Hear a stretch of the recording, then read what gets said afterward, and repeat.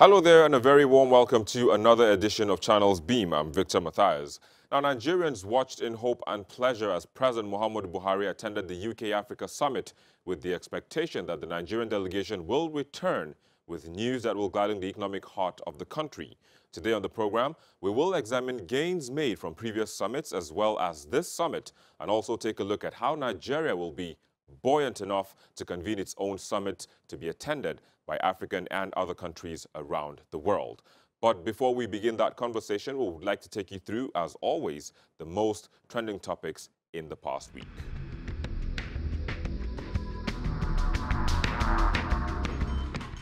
Nigerians expressed sadness as news broke about the predicament of one of the schoolgirls abducted in Dapchi, Yobe State. Leah Sharibu, the only one not rescued when those abducted alongside were rescued, is said to have been delivered a baby after being married off to one of the commanders of the terrorist group.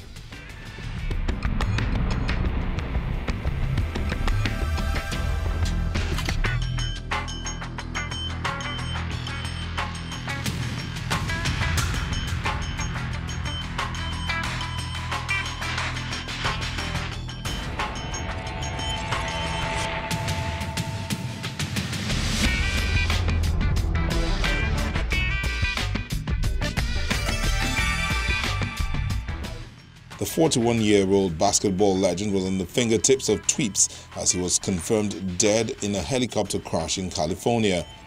The former LA Lakers star was on board the helicopter with his daughter and 3 others when the helicopter developed a fault and crashed.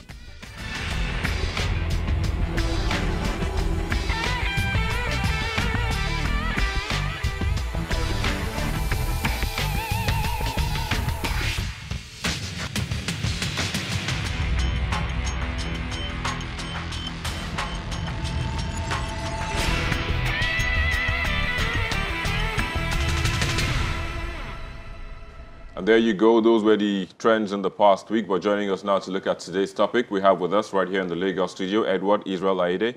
I'm a social commentator. Thanks for joining us today on the program. Thank you very much for having me. Of course, as always. We also have joining us via Skype from Leeds in the United Kingdom, a development consultant, Ides Ofune. It's a pleasure to have you on the program as well. Yeah, same here. Thank you so much. Of course, you're welcome. Kickstart the conversation for us. So much has been said about the UK-Africa Investment Summit and Nigeria's participation during the summit. But what was the takeaway for you?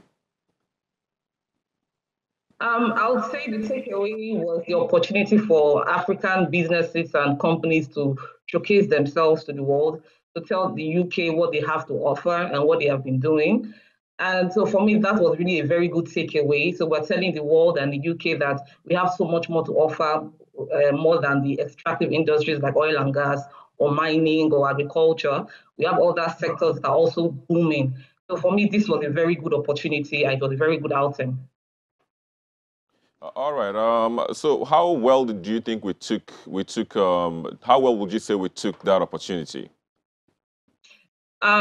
For me, I choose to be optimistic as a Nigerian and as an African. So the number of contracts that were signed across various sectors like the oil and gas and also the building of street lights and things like that, no matter how small it is, I would say we should be optimistic that something was done.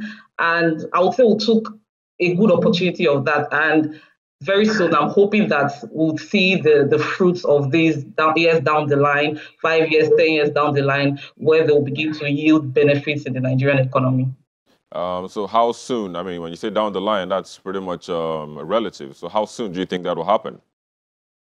So, for example, the contract that was signed in the lighting of the street lights in Oyo State. So that's an immediate benefit. So we're not going to be having roads in darkness. It's not it's a renewable energy. So for me, that's an immediate benefit. That's something that the people of Oyo State are going to be benefiting very shortly, very soon. So we're not going to be waiting for like 10 years or 15 years for you to see the street lights. So yes, that's immediate.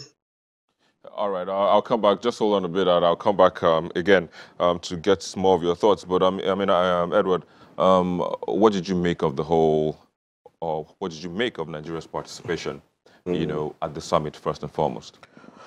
Well, what I think has happened is the usual Nigeria going to these global summits without, of course, I expect that you will go there with Nigerian businesses and want to sign deals and all that. But I feel like Nigeria has not really taken advantage of these opportunities. We've been a part of the Russia summit. We were in China recently. We did the US Africa Summit as well. Most of these opportunities come, and I do not feel like the Nigerian government carries other sectors of the economy. The government goes as one body who needs support. We actually do not take our businesses along and look for opportunities for Nigerian businesses in the UK. Most of these deals that were signed, of course, I understand that they will be of benefit to Nigerian citizens, but most of them are Nigerian businesses who are British businesses who are winning Nigerian contracts to do things that I believe the Nigerian companies might be able to also offer those services. So what I've not seen is a list of deals that Nigerian businesses signed to do business in the UK. All the deal sheet that has come out of this summit has been UK companies doing business in Africa. Like she mentioned earlier, you see a company got a contract to install streetlights in Nigeria. Another company got a contract to also do smart metering in Abuja. I think the only deal that I think might be of benefit to Nigeria in the long run would be the Savannah investment of about 315 million pounds in gas project. Do you understand? So I think that's the only one. But beyond that, I've not really seen anything that would benefit Nigeria as an economy. Okay, so you talked about the government not going with businesses or didn't play with other sectors. Which of those sectors do you think should have been carried along that were not or were perhaps left out? Personally, I feel like the Nigerian government has not realized the importance or the impact that the creative industries can have on the economy. I expected that there's been a lot of interface between the UK government and the UK economy and the Nigerian creative industries. And I feel that we could have leveraged that relationship as part of this summit. We're looking at an industry that includes music, film, publishing, arts and craft, and all that. And I feel like we should have used that opportunity to showcase some of this investments. Recently, there was the Creative Africa Exchange that happened in Kigali. Do you understand? Where a lot of African businesses in that space came together, and they, of course, talking about funding, talking about infrastructure and all that. And I feel like Nigeria should have used that opportunity at the UK Africa Summit to also look for opportunities for Nigeria. Do you think other African countries looked at that perspective? Not to the best of my knowledge. I've not seen. I feel like most of the deals are the usual. So it's pretty much it's a general problem. But I just feel like Nigeria has an advantage in that space compared to other African countries. Do you understand? Like we don't only have oil or gold or all that. We have like a very vibrant creative industries that I feel we should have actually use that opportunity to push forward and look for funding, look for skill acquisition opportunities, look for collaborations and all that. I feel like it's just another of the summits we go to, we talk, we sign agreements, and nothing really changes. We'll get to that. Let me bring back Idris again. Well, Idris, you're joining us right now thanks to technology. Would you say that there was any form of collaboration or any form of deal that was signed in terms of, Nigerian tech and UK tech thereabouts at the summit? I would choose to see the summit as a door that has been opened. So the summit that's not where all the contracts are going to be signed or where we are going to see all the opportunities being showcased. It's just like a door that has been opened. So it's for us and for the tech sector to take advantage of this door, to go through this door and see how we can take advantage of this opportunity. So that's for me, that's how I see how the summit has taken place. So yes, the UK has a lot to offer in terms of tech, and you could see Boris Johnson's speech was emphasizing on that, tech across all sectors. And in Nigeria, we have an emerging tech sector. I wouldn't even say emerging, I think we have emerged. And this summit could be used as an opportunity for more collaboration, knowledge acquisition, and for the tech sector in Nigeria to tell the UK that, okay, we are there, we have arrived, and we could collaborate, you know. So I would not want us to rely so much on the government to do that, because what the government has just done is to open the opportunity, is to open the door.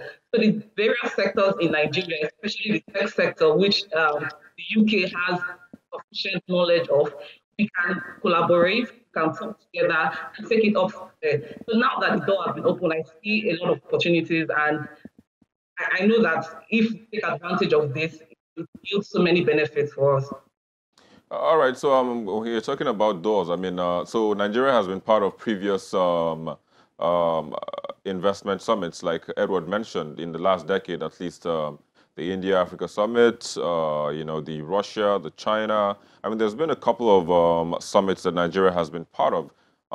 Would you say those doors have been well utilized since they were opened? I would say no. But I will not place blame solely on the government, because the government is not only the president and the officials of the board. The government is everyone. The government is businesses. So I would say when government goes for this summit, for this kind of summit, then it's left them, the businesses should also take it a top notch from there to say, okay, this door has been opened, the opportunity has been created for us. How can we continue with it? And I would like businesses in Nigeria to come together and lobby the government to amplify their voices. We are here. These are our challenges. This is how this summit can benefit us. Like, they shouldn't really wait for the government to do everything, because there are so many competing sectors in Nigeria competing for the government's priority. Sure. So the government might choose to go with whichever one they want, whichever one has the loudest voice.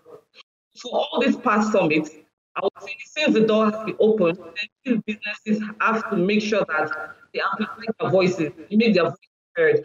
They come together and tell the government, this is how we can leverage these summits or these developed countries. To me, I think that's where the challenge lies right now, especially the past summits we have had. All right, again, just hold it. I'll come back to you. Let me get Edward's thoughts on this. I mean, so how much discussion is there between maybe like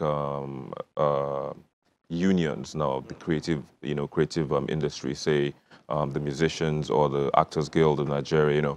How much collaboration or how much dialogue is there between these associations, and the government in the first place, to say, okay, this is what we're doing, these are our challenges, these are things that we would need for us to move to the next level. Is there any form of dialogue between these groups with the government in the first place?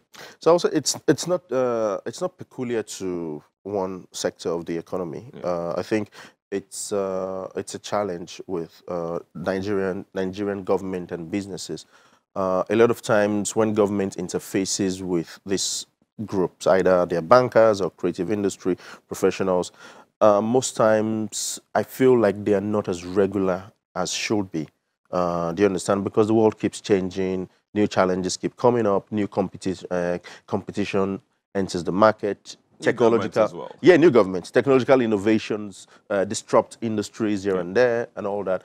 But I feel what has happened is like the dialogue has not been structured or has not been regular enough. What you would expect is a government who understands that it wants to diversify its economy would look at these various sectors of the economy and look for how do we continue to get feedback from these guys. As we're enacting policies, as we're creating policies, are we carrying those who these policies will affect, are we carrying them along? Do you understand? So I feel that is one thing that is lacking. For instance, for the creative industries, I feel, and from my experience in the industry, a lot of times whenever there's an interface between the creative industries and the government, it's always around when campaign season. Do you understand? All right. So, hold it there for a bit. Let's take a quick break, and we'll be back in a moment to continue, of course, this discussion. Please stay with us.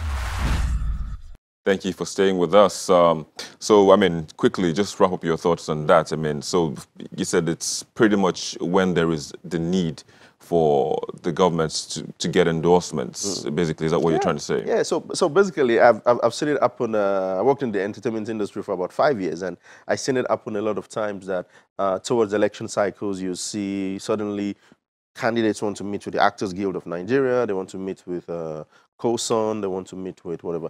But post those engagements, the issues that affect the creative industries, for instance, still exist. Piracy, weak copyright laws, all those issues still exist. Do you understand? We're looking at, let's look at it in the UK Africa Summit, for instance. Do you understand? You can go and sign a deal with Britain to do business, but if your local laws do not support local businesses to thrive, at the end of the day, you find out that Britain gains more from the relationship than Nigeria can gain. Do you understand? So the question I want to ask now is the fact that, you know, like you rightly said earlier on, Nigeria has been part of Africa, has been having summits with quite a number of, you know, countries around the world, Asia, you know, North America and Europe. So why is everybody coming to Africa? What's in Africa? What's attracting everybody to have an investment summit with Africa? Africa has numbers. Africa has a very wide, big, and very captive market. Do you understand? As much as there's a lot of poverty in Africa, the middle class is constantly growing. There's a new wave of consumerism growing in Africa. So for FMCGs, for service providers, there's a lot of opportunity in Africa in terms of numbers. People will buy food, people will buy goods, people will use services, either telecommunications, internet, and all that. So I think for a lot of the Western countries and even Asian countries, why they come to Africa is because Africa has numbers and we are willing to spend our money on the good things of life. Africans, we might not have as much money as those in other parts of the world, but we do like the good things of life. Do you understand? So we like comfort, we will spend money, and then there's a huge market. So I think that is the opportunity. And again, when you look at the UK is leaving the EU. So after Brexit, how do they survive? Do you understand? So they need new trade partners, they need new relationships, they need new markets for British businesses because they no longer have access to European markets like they would have had if they were still part of the European Union. Yeah. So I feel like those are some of the reasons why the UK is interested in Africa. Do you understand? Because they need trade, they need partners, and Nigeria, of course, one. Let's not even talk about other African countries. Nigeria is one critical market for a lot of people wanting to do business with Africa.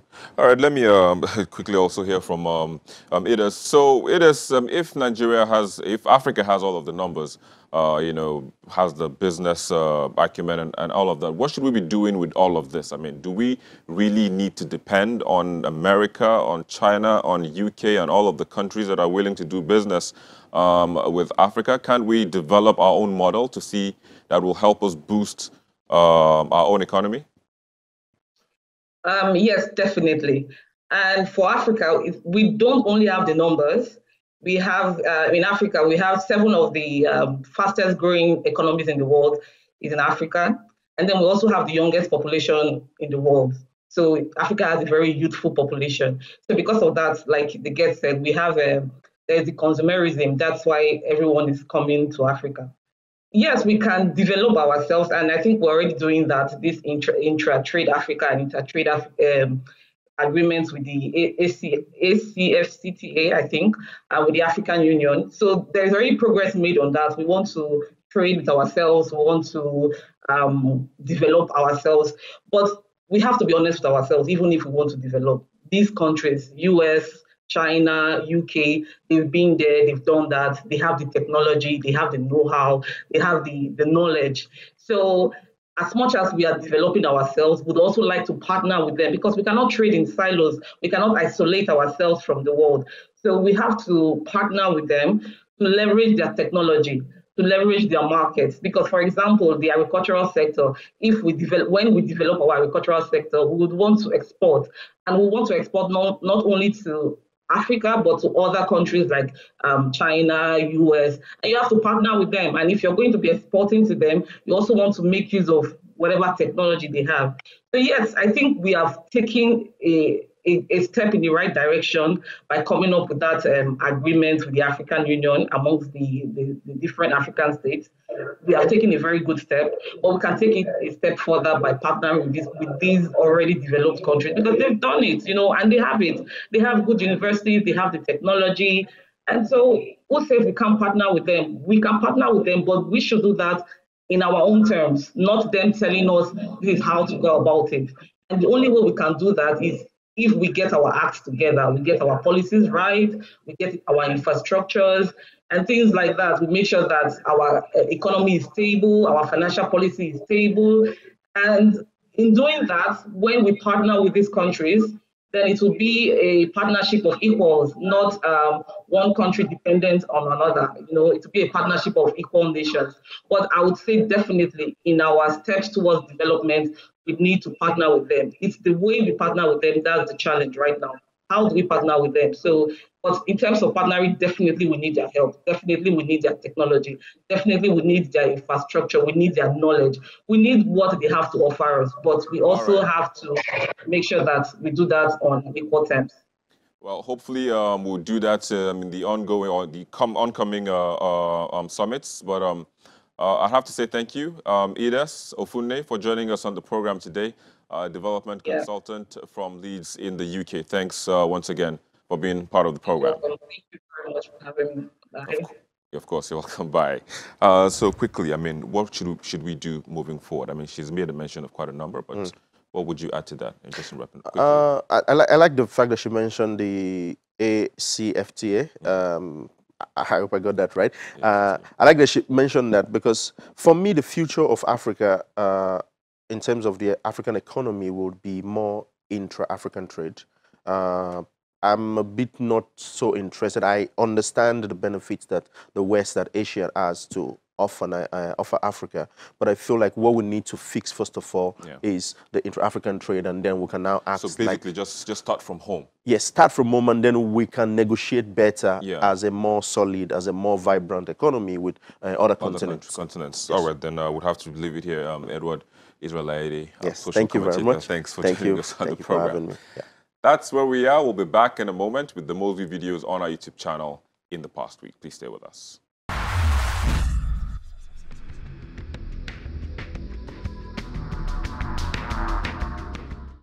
This week's most viewed video begins with that of the rejection of ECO as a general currency in the West African region. GUAM's Convergence Council wishes to emphasize that this action is not in line with the decisions of the authority of the heads of state and government of ECOWAS for the adoption of the ECO as the name of an independent ECOWAS single currency. In the fourth is the concern raised by the Miyetti Allah Group over the establishment of a Southwest Nigerian security initiative codenamed Amotekun. Essentially, what you have at Amotekun is AOPC, Odua People Congress, that have a history of heinous crimes and killings. Third place is taken by the reaction of legal luminary Femi Falana over the declaration made by the federal government on the Amotekun security initiative. If the federal government has breached the provision of the Constitution, it lacks the moral right. It lacks the moral right to ask state government not to establish security outfits to defend the people that the police cannot protect in the country. I didn't want him to plan with anybody and take the money or run away with it. So I wanted to give him a mindset that there was a higher person. The arrest of another member of the gang that robbed the bank in Abuja comes in second. Because I can connect with a lot of the youth. While boxer Anthony Joshua, promising President Buhari that he'll stand up for Nigeria, takes the top spot. If there's anything that you guys need me for, I'll stand up for Nigeria. Well, there you go. Those were the Molvi videos on our YouTube channel in the past week. And that's the program this week as well. Let's keep it going via the social media handles and hashtags showing on your screen. Thank you for watching. I'm Victor Matthias. Bye for now.